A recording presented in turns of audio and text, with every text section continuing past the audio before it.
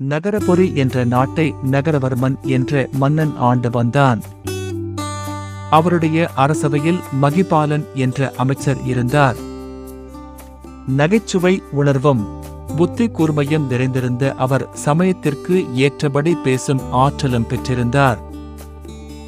ஆனால் அவர் தோற்றத்தில் மிகவும் குள்ளமாக இருந்தார்.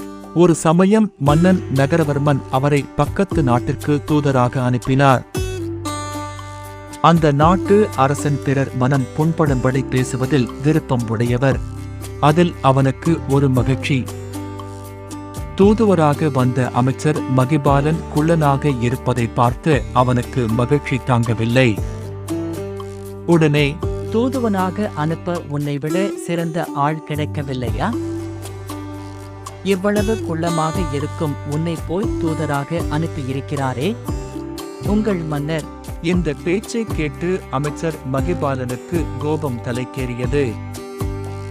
தான் இருக்கும் சூழ்நிலையை அறிந்து கோபத்தை அடக்கிக் கொண்டார். உடனே அவர், அரசே, எங்கள் நாட்டில் பெருமிதமான தோற்றம் உடையவர்கள் பல பேர் இருக்கிறார்கள். அவர்கள் உருவத்தை பார்த்தால் அனைவரும் ஆச்சரியப்பட்டு போவார்கள்.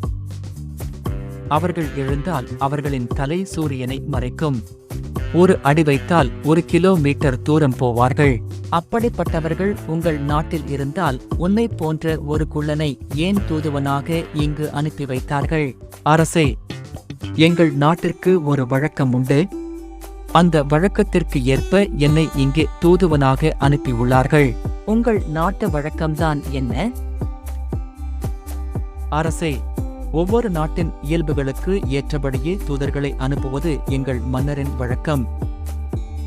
அறிவு உள்ள அரசர் ஆளும் நாட்டிற்கு அறிவுள்ள தூதர்களை அனுப்புவார். முட்டாளான அரசர் ஆளும் நாட்டிற்கு முட்டாளை அனுப்புவார். எங்கள் நாட்டிலேயே வடிகட்டிய பெரிய முட்டாள் நான்தான். அதனால்தான் என்னை இந்த நாட்டுக்கு தூதனாக அனுப்பியுள்ளார்.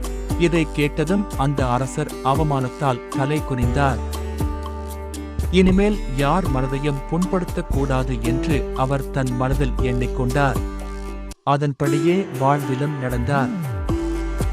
குட்டீஸ், இந்த கதையில் இருந்து கிடைக்கும் நீதி என்ன என்றால், பிறர் மனம் புண்படும்படி பேசக்கூடாது.